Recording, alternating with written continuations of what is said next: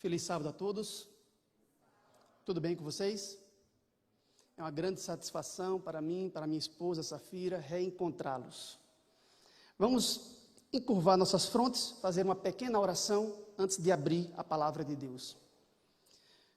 Eterno Deus, Criador de todas as coisas, nosso Redentor, invocamos o Teu nome santo nesse momento, suplicamos a Tua presença entre nós, mediante Seu Espírito, abrindo nossas mentes para o entendimento de Sua palavra.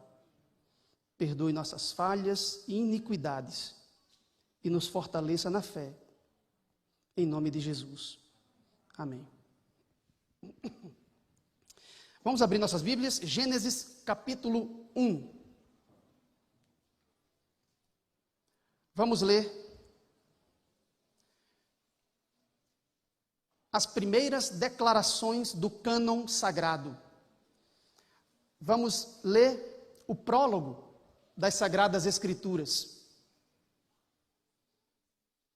Logo no primeiro verso, as palavras de abertura do Antigo Testamento, escritas por Moisés, rezam o seguinte: no princípio, criou Deus os céus e a terra. A terra, porém, estava sem forma e vazia. Havia trevas sobre a face do abismo, e o Espírito de Deus pairava por sobre as águas. Disse Deus: haja luz, e houve luz. Veja uma outra passagem, Salmo 33, versos 8 e 9. Salmo 33, versos 8 e 9.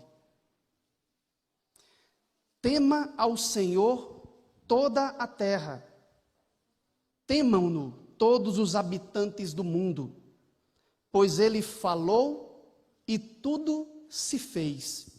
Ele ordenou e tudo passou a existir.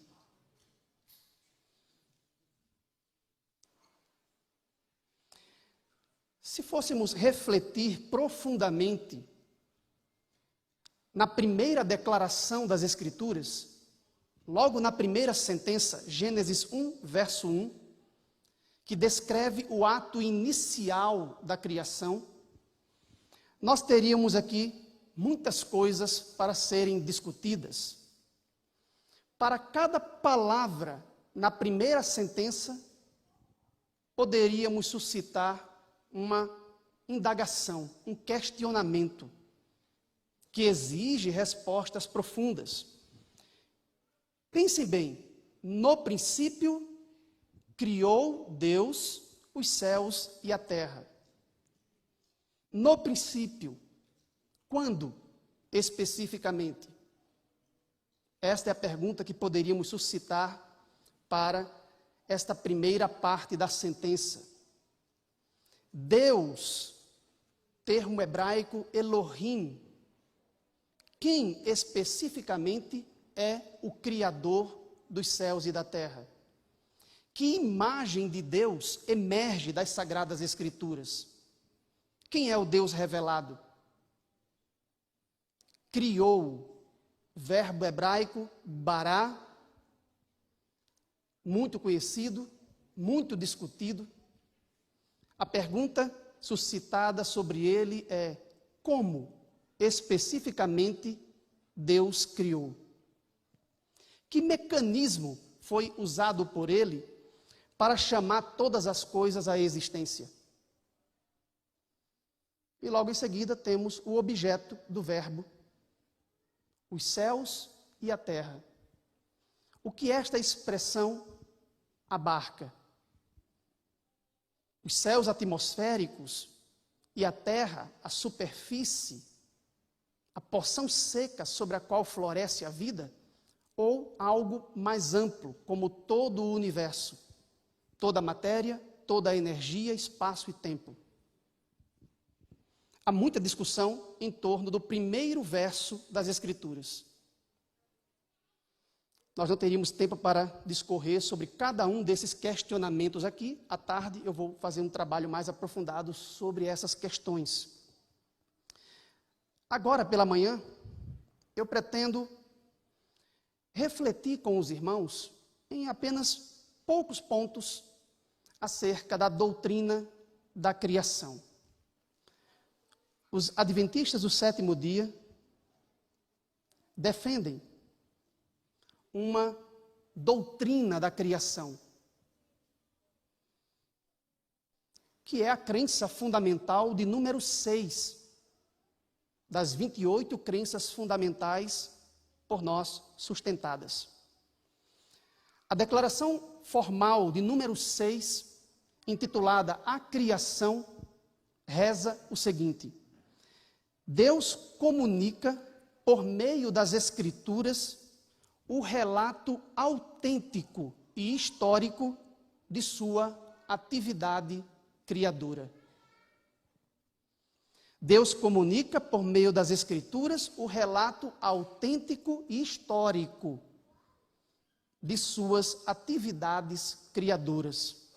Ele criou o universo e, em uma criação recente, de 6 dias, o Senhor fez os céus e a terra, o mar e tudo o que neles há, e descansou no 7º dia, conforme Êxodo 20, verso 11. Assim, ele estabeleceu o sábado como memorial perpétuo da obra que ele realizou e terminou em 6 dias literais que, junto com o sábado, constituem a mesma unidade temporal que hoje chamamos de semana. Assim está transcrito no livro Nisto Cremos, página 86.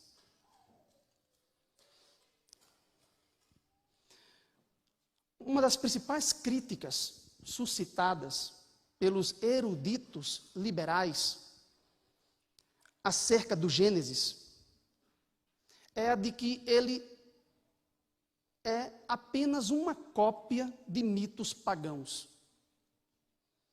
Para eruditos críticos, o Gênesis é um plágio de lendas e mitos pagãos do Antigo Oriente. Nós, adventistas, defendemos que o texto do Gênesis deve ser lido como um relato fidedigno, histórico, factual, das atividades criadoras de Deus lá no começo. Nós lemos o texto do Gênesis literalmente. Aceitamos que o Gênesis, de fato, registra a história, os eventos históricos do modo como ocorreram.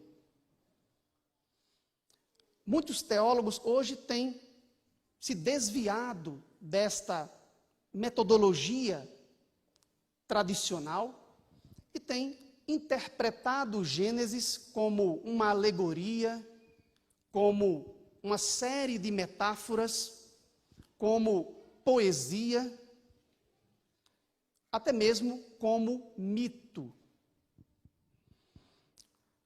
E uma das principais críticas feitas por eles é de que, nesse texto, Moisés estava apenas plagiando mitos pagãos, se é que foi Moisés mesmo quem escreveu, porque, segundo a hipótese documentária, o Pentateuco foi produzido a partir de várias fontes distintas e não é fruto da mão de um único escritor.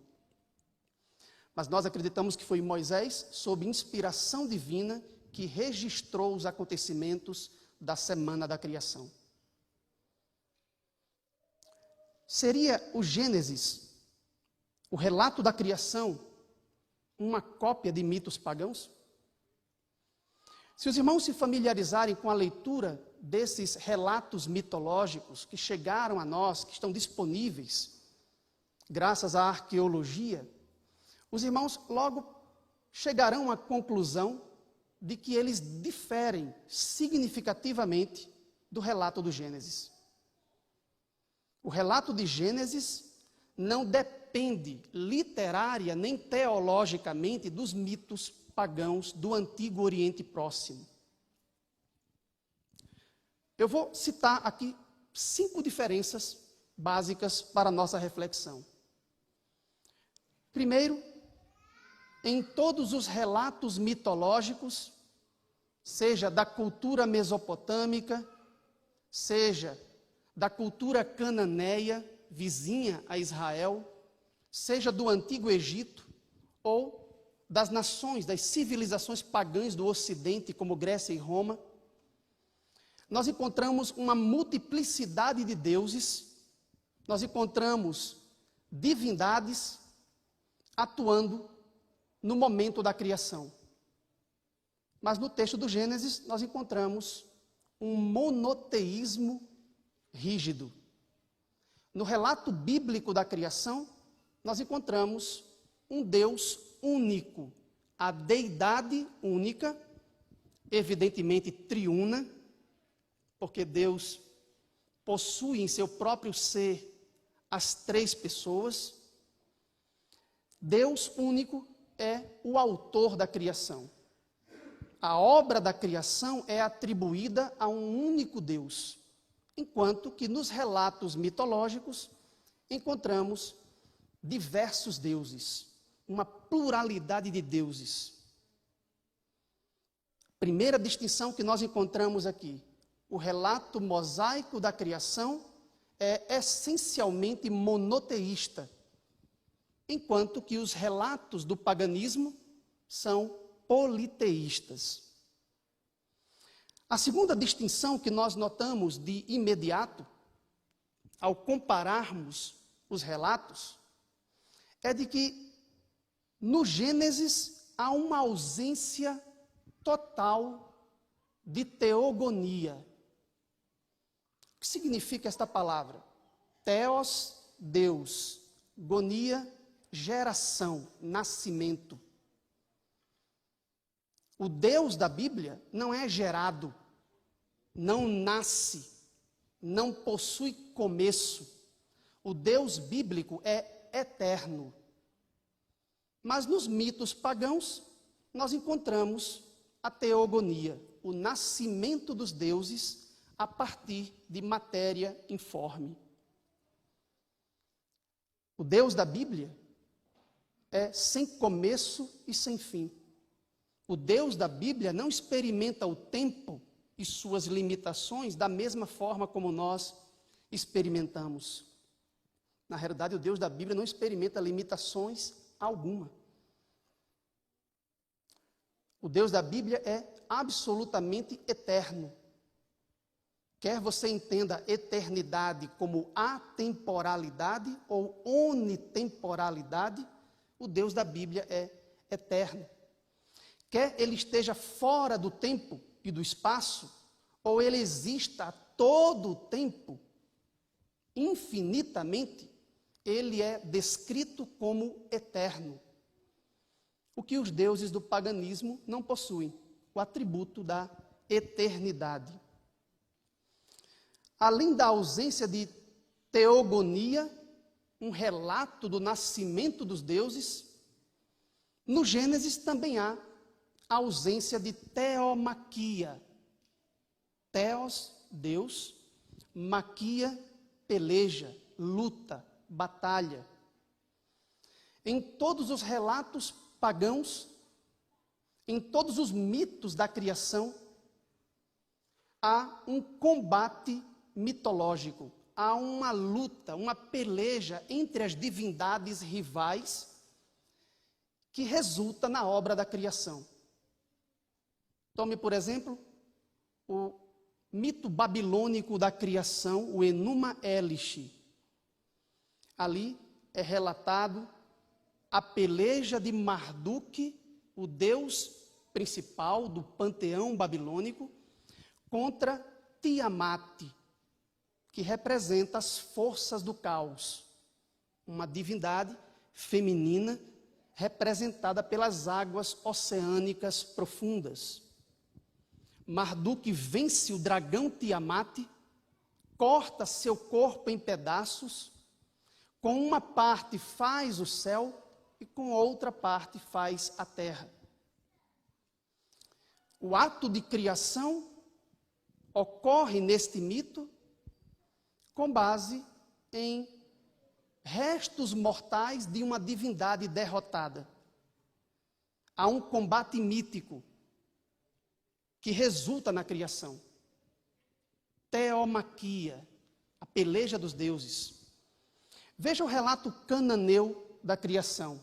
Baal-Hadad trava uma peleja contra Iã, o oceano primordial deificado, e sua companheira Lotã, a serpente sinuosa. Baal vence a peleja e, a partir dos restos dos cadáveres dessas entidades divinizadas, faz o céu e a terra. Quando nós vamos para o relato do Gênesis, nós não encontramos nenhum vestígio de mitologia aqui. Aqui nós temos uma divindade plenamente racional que, em etapas sucessivas, realiza a obra da criação. Não há nenhum concorrente, não há nenhuma divindade guerreira, inimiga, a ser vencida. Não há nenhuma criação a partir de cadáveres de deuses vencidos. Não há teomaquia, combate mítico, dentro do Gênesis, no relato mosaico da criação.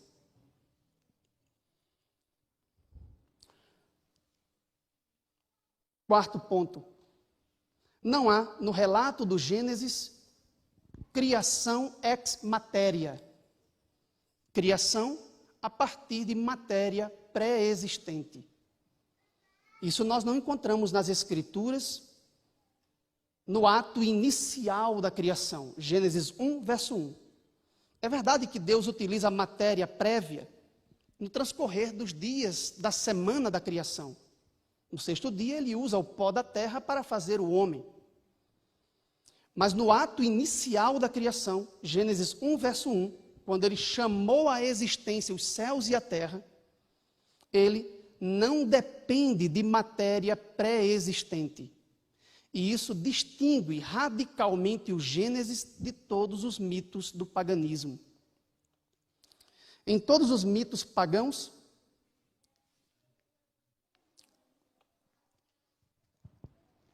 nós encontramos esta mesma perspectiva.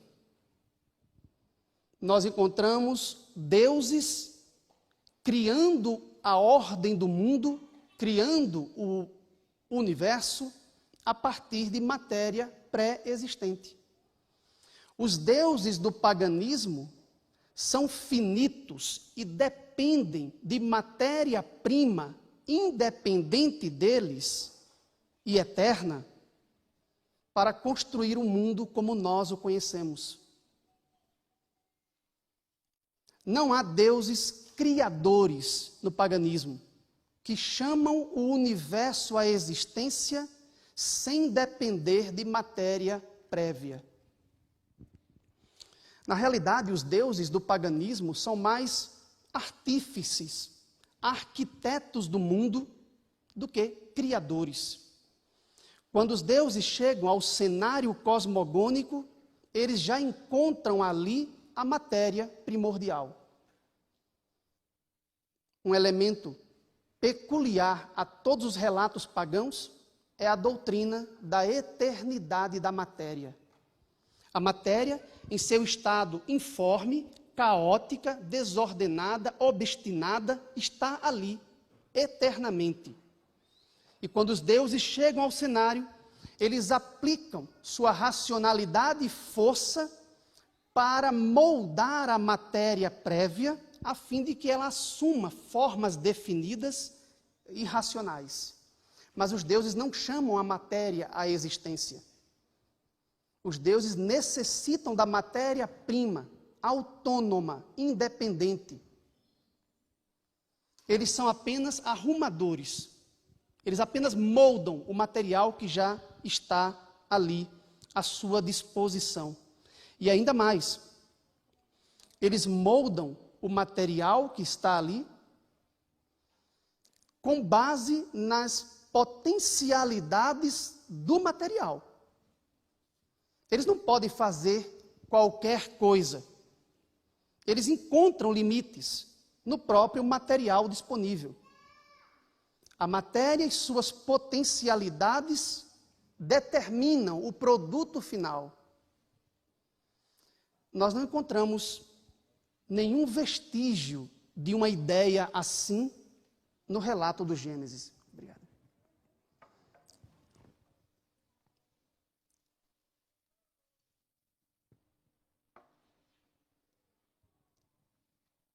No relato do Gênesis, no primeiro verso, Deus chama todas as coisas à existência. Gênesis 1, verso 1, no princípio Deus criou os céus e a terra.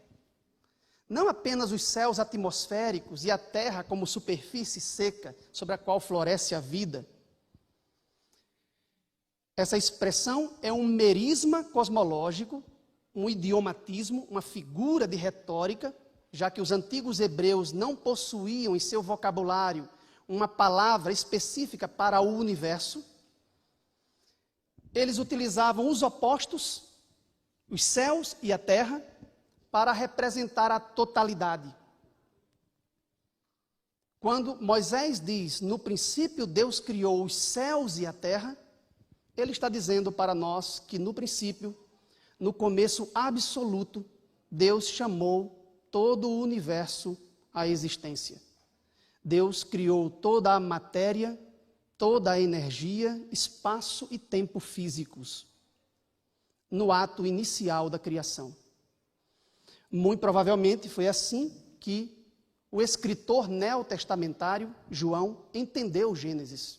Logo no prólogo do quarto evangelho, ele diz, no princípio era o verbo, e o verbo estava com Deus, e o verbo era Deus. ênfase cristológica sobre a criação. Todas as coisas foram feitas por intermédio dele, e sem ele nada do que foi feito se fez. Veja que sua alusão ao Gênesis é muito clara. E ele diz que ali todas as coisas foram feitas por intermédio de Cristo, e sem ele nada do que foi feito se fez. Gênesis 1, verso 1, fala da criação de todas as coisas. E a semana da criação, e na semana da criação, Deus vai moldar o nosso planeta, a fim de que ele deixe a sua condição inicial, sem forma e vazio, para tornar-se um ambiente apropriado para abrigar a vida.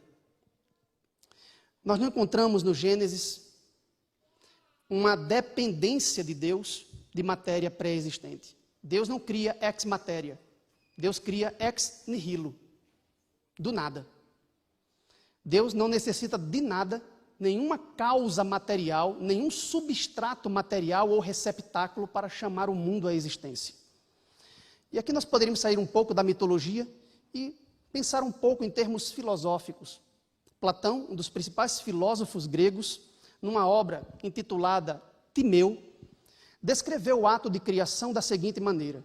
Para ele, o artífice divino,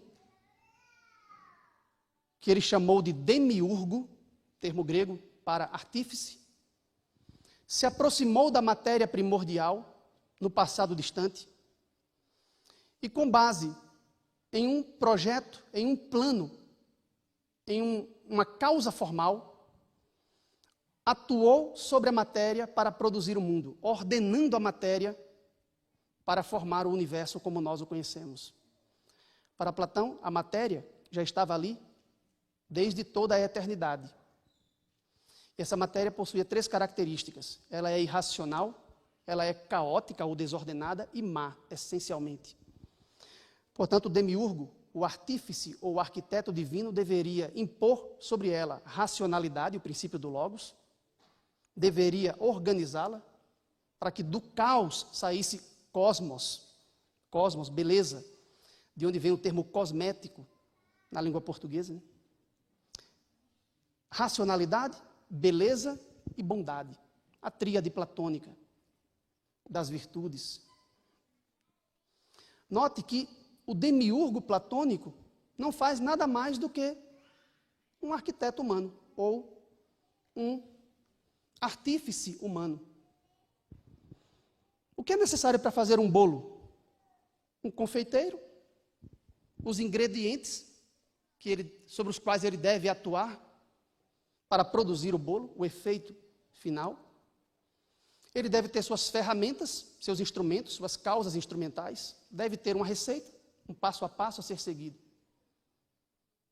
Mas os ingredientes existem independentemente dele. Não está sob o seu controle. Os deuses do paganismo são como confeiteiros, que fazem um bolo, que já encontram ali os ingredientes. Os deuses pagãos são como arquitetos, que para construir a casa, já encontram na natureza disponível a matéria-prima. Mas Elohim, Yahvé, nosso Deus, não necessita de causa material para chamar o mundo à existência. Nada compete com Deus na existência. Deus existe sozinho, sem a criação. Ele mesmo chama seu material à existência para depois organizá-lo, conforme sua vontade. A matéria está sob o controle de Deus. A matéria teve um começo absoluto. A matéria foi chamada à existência pelo próprio poder de Deus. É isso que os cristãos querem dizer quando usam a expressão latina, criação ex nihilo, criação a partir do nada. Ou seja, causação eficiente sem causa material. Em linguagem filosófica, tinha um agente que funcionou como causa eficiente, mas não havia causa material. Onde estavam então as potencialidades para a criação? As potencialidades que nos mitos e no relato de Platão, no Timeu, residiam na matéria eterna, do ponto de vista cristão, residem no próprio poder infinito de Deus para criar. E aqui nós temos algo surpreendente. Como alguém poderia fazer um bolo sem os ingredientes? Como o carpinteiro poderia fazer a estante ou a mesa sem a matéria, sem a madeira? Deus consegue fazê-lo. Deus pode fazê-lo.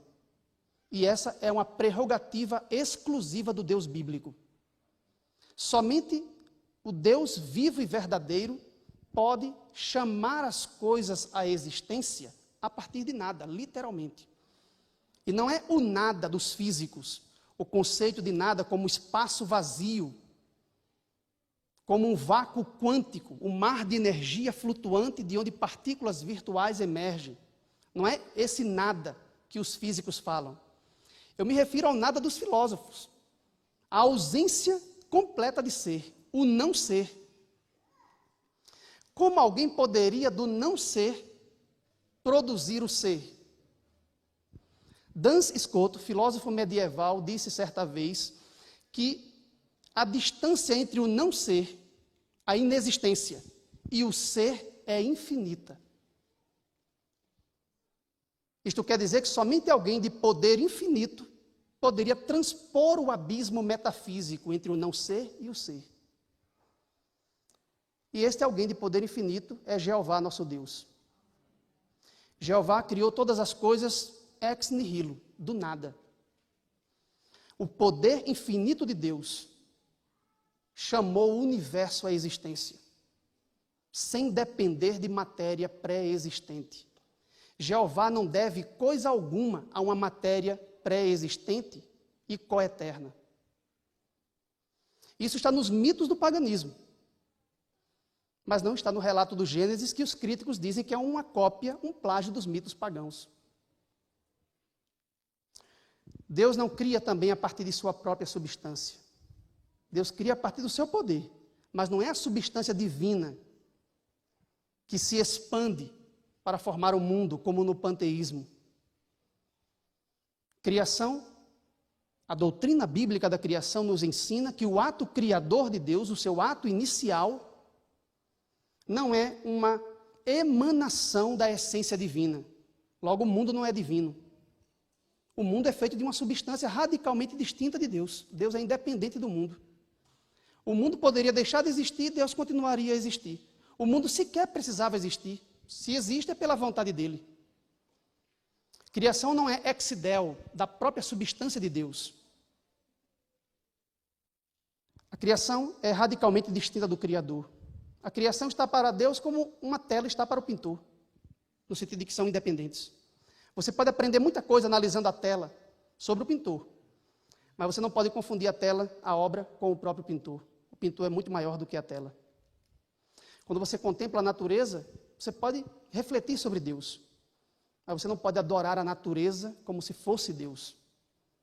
É apenas obra de suas mãos, sofrendo por causa da maldição de Deus pelo pecado do homem. Deus é infinitamente maior do que o mundo que Ele criou. E aqui eu finalizo dizendo para os irmãos que se Deus é capaz de literalmente do nada, sem qualquer causa material, chamar todo o universo à existência, Ele pode resolver qualquer coisa. Quem materializa o universo sem depender de matéria-prima, pode realizar qualquer coisa. Deus é ilimitado em seu poder.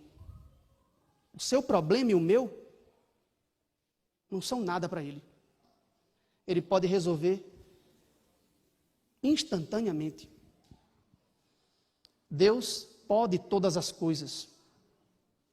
E um outro e último ponto que quase ninguém menciona é que uma vez que Deus criou as coisas, Ele não as dotou de vida própria. O mundo não é uma máquina, como na metáfora newtoniana, que funciona a partir de seu próprio mecanismo interno. Nem é como um relógio com suas engrenagens, como na metáfora deísta em inglês, que vê o mundo como autossuficiente. O mundo depende de Deus para existir. Deus cria, mas as coisas não possuem poder em si mesmas de se manterem na existência. Elas dependem continuamente de Deus para existirem. Portanto, Deus não somente criou, mas sustenta ontologicamente o mundo, segundo após segundo da existência. Se um segundo apenas Deus cruzar os braços, tudo retorna à inexistência. O que isso quer dizer? Que se o coração bate agora, não é porque tem uma máquina aí funcionando autossuficientemente. Se o pulso bate e se respiração sucede à respiração, não é porque existe um mecanismo interno na matéria ou vida, energia vital na matéria que faz isso. Se o coração bate agora, se o pulso bate, se respiração sucede à respiração, é só uma prova daquele cuidado que tudo penetra. É Deus sustentando todas as coisas. Deus é o Criador e sustentador, sustenedor de todo o mundo. No princípio, Deus criou todas as coisas. Jeová, que lançou os fundamentos da terra, é o que lança os fundamentos de nossa vida espiritual. E é a certeza que temos de que Ele vai recriar esse mundo, de que Ele fará nova todas as coisas. Amém.